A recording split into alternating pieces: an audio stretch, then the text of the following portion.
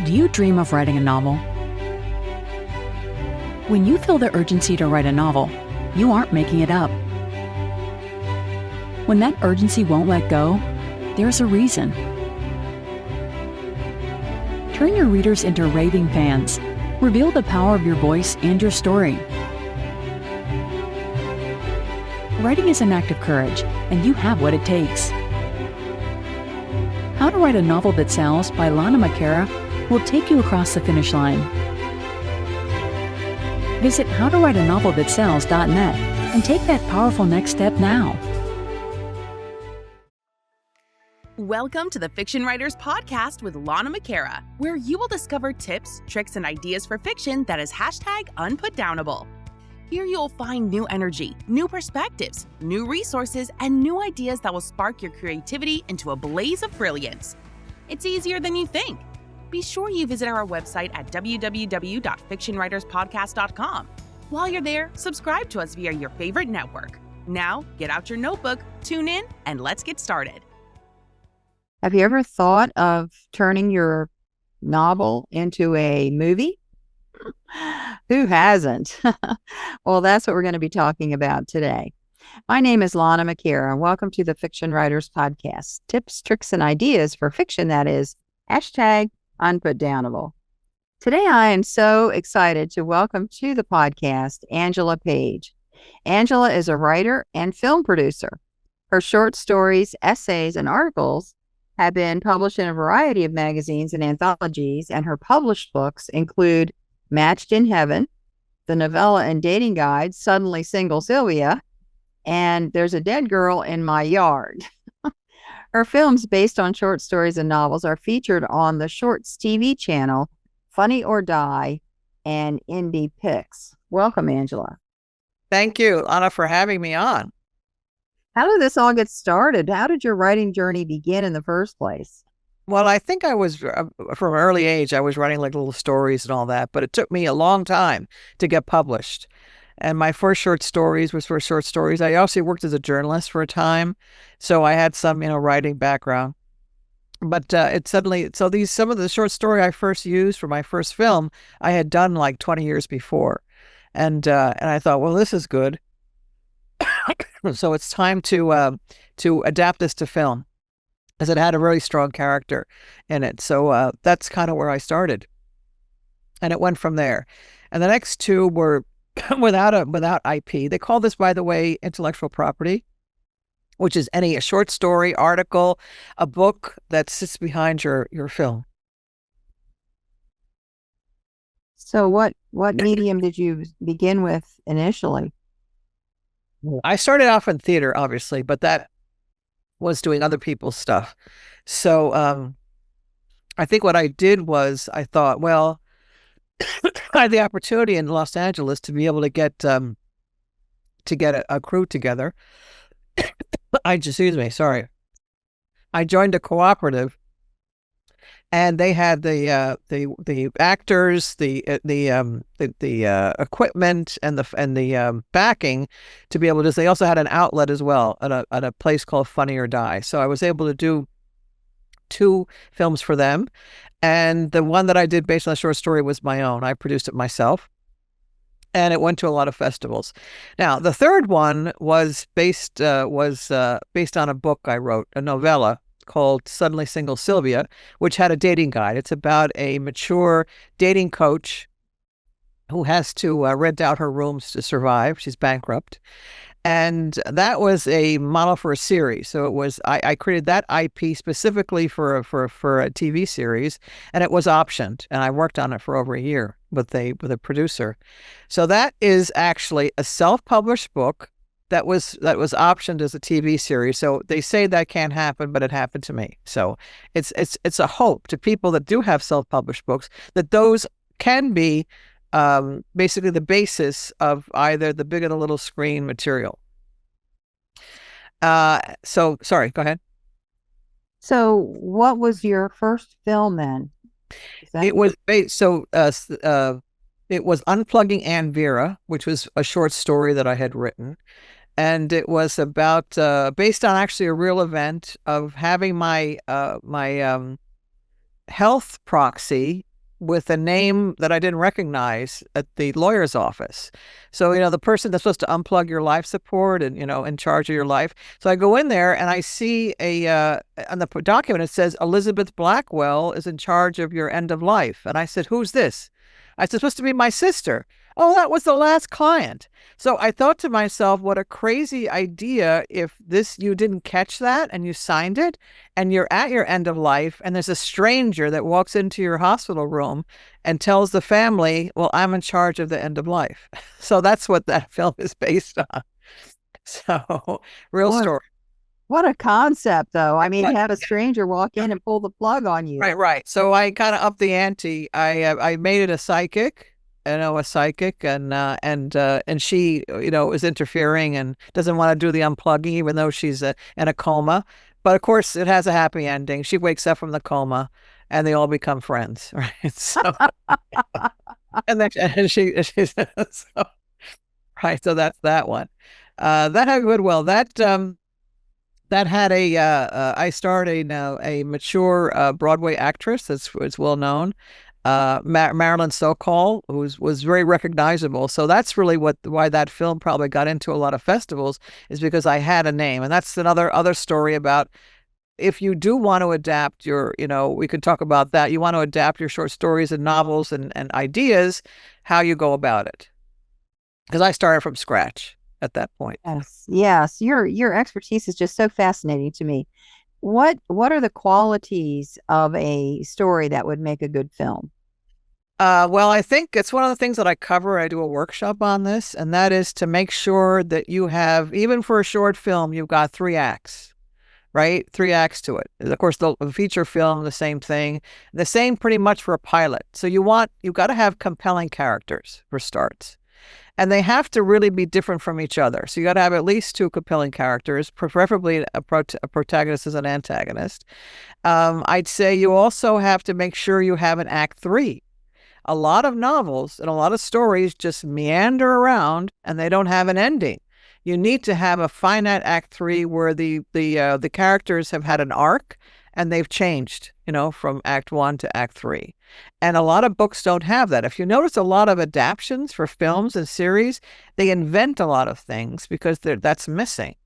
So when you write, I always encourage people to make sure that you write with the idea that you have to have you have to have a circular story that goes back to the beginning and shows how the characters have evolved and they're in a new state. Whoa, that is so great, because this is something that I teach my students about, the 3 acts, but then have the beginning and the ending, and the ending in the beginning. So circle back, right? Circle comes around full circle. Right. You tie it up. Exactly. You knew that exactly. That's how it works in film. So you always at the end, you want to go back and you end up most of the time going back to a scene of the same set and location as the first scene. But you're having the actors transformed, or the situation transformed that they're in, and they've transformed, and preferably a satisfying ending, right? Yeah, right. Even if it's happy or sad, that people feel fulfilled at the end. Yes, a satisfying ending is critical. It's critical. Right. The journey. You want a satisfying journey. Yeah. Yes. Yeah. So tell us a little bit more about how someone could actually break into film. Well, I think the first thing is in my case, I actually took classes on screenwriting, and I was on a couple of really heavy duty courses and film and TV as well. I was at workshops and attended some, things that actually led to you going to LA in the beginning. I wasn't living there at the moment, to go there and pitch your ideas. So it's knowing the structure, the feature structure. It seems very daunting for some authors and from short story writers, but it is learnable. It's not a big deal, but you've got to learn the structure. The format and the structure is critical, because they will not look at anything unless it's formatted correctly. And for that, I always recommend any kind of a screenplay or script program, a software. There's a couple out there. The industry favorite is Final Draft. And before you tackle that, You have to really understand the act 1, 2, and 3 structure, traditional. I mean, you can veer around it. And so I think you could try to do it yourself. Other writers will do they'll have their material optioned to a screenwriter that's already either established or wants to be established. And there are option agreements out there, and which is what I did actually with one of my books. Although I was involved in the writing process, that's also possible. But you could either try to do it yourself, have a hand in it, maybe get a partner. You could also, I've seen a lot of authors partner with a screenwriter and do it together. And so the first thing is to have a draft of what you want to do, even a treatment. A treatment is about sometimes a 5, 10, 15-page document that sets out especially for a feature film or even a TV series is slightly different. And you could go about doing that yourself. So you got to have the idea, fleshed out in some pitch format, whether it's the treatment or the script itself. And then the next step is to trying to get some attention from producers. Yes, this is brings up so many things. So it's got so many things going through my mind right now. What is there a ballpark figure for what a screenwriter how much it would cost to get your book converted into a screenplay? Yeah, there's a book to the WJ, the Writers Guild sets out on their website different. Not only do they have the actual agreements, what they call right for hire. I've actually just this minute, half an hour ago, signed my second right for hire from a book to screen. Oddly enough, right? So I did one last year. It actually was 2 books to 1 film, and I just signed an agreement to do 1 book to a film with a co-writer. And the WA minimums they'll vary depending upon whether there's rewrites involved. It also could stipulate if you have you get credit for the feature film. There's many different ways to do it, but they will set out. I've seen them anywhere for right to hire. Also, by the way, Upwork has got people on there as well that are doing book to screen offers, and I've seen their rates. It's varying everywhere between $10,000 and $25,000. It depends on the length and what you're doing. So and what the terms of service are. Yes, and I imagine the history of the screenwriter, what they've already done. Exactly. So forth. Yes, what affect it. Some of the early screenwriters will actually do it on spec, what they call on spec, meaning they'll do it without getting any money, and they'll just have a hand in maybe producing and get credit at the end and all that. So you could find somebody that's not as experienced, or you could find that obviously the more experienced, the more costly it will become. So, right, exactly. So then, once you have the screenplay done, what's the next step? So the next step is to get some feedback. So one thing that I encourage everybody to do is to obtain coverage, whether it's a TV series or a feature film. And there's some established people that are in the industry that provide what they call pass, recommend, right, or with pass with adjustments, pass with another rewrite. And I would recommend getting somebody, and that doesn't cost us a couple $100 usually, to get that kind of they call coverage, and you can show that. So if you get like a recommend, then you can show that to the producer or the whatever you're going to directly to a big streamer or something. You could say, look, my material here has gotten a recommend by so-and-so or twice, whatever. That's one thing. There are contests, by the way, that will produce your stuff. There are a lot of contests, right? There are also platforms that you can go on and actually put on your pitch document. It's what they call a one-pager, which synthesizes the whole thing in one page with a log line. Would you do that obviously in books as well? And there's producers that go on these platforms. There are a couple of them. I use them often, and they'll do whether they want to see the whole script or not. These are producers, and I've gotten introduced to a lot of producers that way. So there's a lot of outlets, but you have to really be aware of scams. It's a big scammy environment. You have to be because I get on the Authors Guild, daily feed. I see a lot of authors being approached by people on people that are not recommended to deal with, and they're offering them the book to screen option, but you have to vet before you go with anybody to help you with this. Yes, absolutely. That is such a good point because in my class, I've had 3 different people approached that they said they were going to turn their book into a movie, and it was just nothing but a scam. It is a scary world out there. You have to be so careful. It is. Yeah. Only go with reputable people, vet them, get a the best is what you do if you're going to spend a lot of money. It could be a lot of, then you should speak to somebody else that they've worked for before, and make sure that person also is reputable. Somebody that you recognize that's had a success story. You want to, obviously, success breeds success. You want to get with them as well. And a lot of, if any of your authors have agents, their agents are also, they always have somebody usually in their office, or they themselves, that can introduce you to producers that are looking for IP to create TV series and features. So that's another avenue as well to pursue. Yes. This takes a mindset. It takes a mindset for expansion, putting yourself out there more. Yeah. And the opportunities are scary. I mean, even success is a little scary, isn't it? Yes, but also be aware that it's a hotbed for being ghosted. So I have a great friend of mine here in Florida who was approached to have her, from actually a reputable producer, and then the whole thing went silent for a year, right? Which has happened to me too.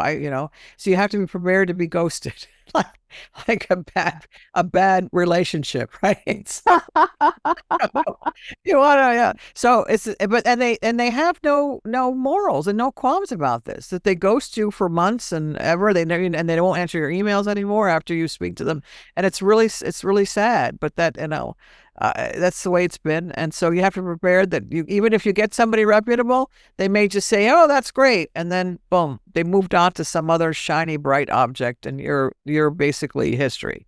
So, following it through, you gotta really, it's like a numbers game. The more you get out there with your ideas and whatever, the better chance you have of getting somebody that's going to be A, reputable, and B, that's going to be really interested in your project. Right. Genuinely interested, not just a passing 5-second. Exactly. Yeah. And not going to rip you off, right? On top of that. Yeah. Yes. Right. Should a book author write their own screenplay for their book, or should they get someone else? As I said, you'd have to really take, classes and learn the script software, which is not that difficult, but knowing this format is really critical. And also the structure. Get their books around about it all the time, about how to structure your outline. And I always say this to authors as well. Everybody needs to outline, right? And this is even more critical because you have to outline and create what they call a beat sheet, which is every single scene, right, in the script, and to make sure it holds together. And in many cases, you have to, with a novel, you have to kill characters off. You may have to hybrid. You may have to combine characters, and you can't stuff a lot of characters. And that's a lot of I tell you, that's where the big mistakes are, and the rookie mistakes are introducing too many characters in that first act, or the first couple of pages. They load it up. Less is more, right? Also, the same thing with dialogue and the actual page. The screenwriting page they say they want more white space. So that means not a lot of dialogue, not a lot of description. And authors tend to be very, very descriptive, right? They don't want a lot of description. And also, they don't want you to direct the thing. A lot of people will say, I want the actors to do this or the actor to do that. No. Rookie mistake. Just on the page, just the bare minimum. You want enough description to be able to know who the character is, the age, maybe what they're wearing, and maybe 1 or 2 words, and that's it. And then give them where they are, what they're doing, the action line. And then all these characters the same. And so once you learn how to format the characters, it's pretty straightforward. But you go about doing that. But if you feel you can't could consolidate your characters and your action, then you better maybe partner with somebody to help you do it. I think that's a good point, because as an author, we get so emotionally attached. Right. That's right. To various parts of it that we are not objective in how to make it appropriate for that medium. That's right. That's right. Yeah. Yeah. My last book, There's a Dead Girl in My Yard, I've been working on that script. I've had some producers come to me. They want it as a feature. Some want it as a TV series. Some want it as a 60-minute. So, but for the feature, I had to take 20 characters, and that's easy in a novel to have 20 characters, right? I had to go from 20 to 7 for the feature film. Wow. That was painful, very painful, but I did it. I had to do it, all right? It was necessary. So you have to really ask yourself, is that character necessary? Can I convey the same, plot twist or whatever with the other characters? You have to really ask those questions. But it was tough, and it was in a genre. I'd never written crime before. And so I had to teach myself, how to thread the needle, as they say. Yes, absolutely. I did take some training on screenplays, and it was so different from writing a novel that I just decided I'm going to stick with novel writing. I'm going to get someone else to do the screenplay. That's right. Yeah, some people do that. Yeah, some are brave and they'll go out and start to do the, which was what I did. I mean, I was a writer. I wrote plays, produced plays, and I did short stories. And everybody said to me, my writing was so cinematic, right? Because I had compelling characters and exotic locations. And so I said, okay, so that's when I went. And because I had done some playwriting, so I thought, okay, we'll jump to that. But it took me a long time to really get the knack of all the mechanics and to know the business as well. It was years of going to LA and meeting with producers and doing pitch meetings and understanding, how the business worked, and it evolves constantly. I mean, after the strikes, we thought we had an issue, right? The actors, and then the writer's strike. Well, now we're looking at a natural disaster that's hit Hollywood. So my theory is it's shifting. So the center of action for film and TV is going to shift for a while, and it already has, to other states and other areas. I mean, Europe is doing a lot, Asia is doing a lot. I just produced, my last film was shot in India, by the way, with an Indian, a well-known director, and when they shot in India, and we're going on the film circuit soon. But again, here my center of gravity moved to another continent at the moment. So when it came to film, because I couldn't get anything going on in LA after the strike and after the 2 strikes, and now with the destruction there and the rebuilding and the reformatting has rocked the industry big time. Yes, right. It's a shifting landscape. It is, definitely. Yes, definitely. Figuratively, right, and actually figuratively and physically, right, at that time. But there's a lot of stuff going on in other states. Georgia, of course, as you know, if you ever see the end of films, always look to see where they're shot, the location. A lot of series are done in Georgia. Films are done. A lot of states, Louisiana had a lot of subject. Canada shoots a lot, obviously. Vancouver, Victoria, they shoot a lot in different provinces. Because they have great tax rebates. That's why. So a lot of the production left California because of the high fees anyway. And so New Jersey now apparently has had more productions, both TV and film, than any other state this last year and a half, because their subsidy is so high. New York as well. New York has has also raised their subsidy. Now, what this means in this new world of budgets and all this, if it's coming out of the federal or state, that's the big difference, right? If it's federal budgets versus state budgets, we know that is also a changing landscape, right? Yes, it is. Right. So tell us, do you have any movies that we could find and watch, and where would they be? Oh, you mean mine? Yes. Oh, right. Okay. Well, at the moment, the Unplugging Aunt Vera is on the Shorts TV channel. And if you look up FunnyorDie, if there's a couple on there, and Unplugging Aunt Vera, actually, sorry, Sylvia, which is based on the dating guide and the novella, that is, because that was optioned, I am only now getting distribution for that film. So stay tuned for Sylvia going on. And this other one, this one is called Harij Wed Sajili, which is a satirical comedy about dowry murder. is probably going to be it's going to be on the festival circuit. The trailer will be on all my trailers are on I have a YouTube channel. My trailers are on the my YouTube channel, and that will also be at some point will be distributed probably at the end of the year. Yes, the link to the YouTube channel is in the show notes. So go over there and take a look. Yeah. So what's coming up next for you? What's your next project? Well, the one I just signed was another book to screen deal. So we're heading into that one starting this weekend, actually. Wow. Probably a 4 or 5 month process. Yeah. So this is going to be about it's going to be an interesting project about the talcum powder, the talc scandal. Oh. So it's interesting. Yeah. Okay. Yeah. One of those probably dramatic. So this is an interesting project, a lot of research. So that's the next big one. That's the feature. It's a feature. So, and plus I'll be on the festival circuit at a town near you for the Indian short film. So. Mm-hmm. Okay. Beautiful. Angela, thank you so much for taking time for us today. Oh, thanks a lot, Lana. Really appreciate you having me on. Absolutely. And thank you for being with us today. See you next time. Bye now. Thank you for tuning into the Fiction Writers Podcast with Lana McAra, where we share tips, tricks, and ideas for fiction that is #unputdownable. Remember to visit our website at www.fictionwriterspodcast.com and enjoy even more great episodes like this one. Again, while you're here, subscribe to us via your favorite network. We look forward to seeing you next time on the Fiction Writers Podcast.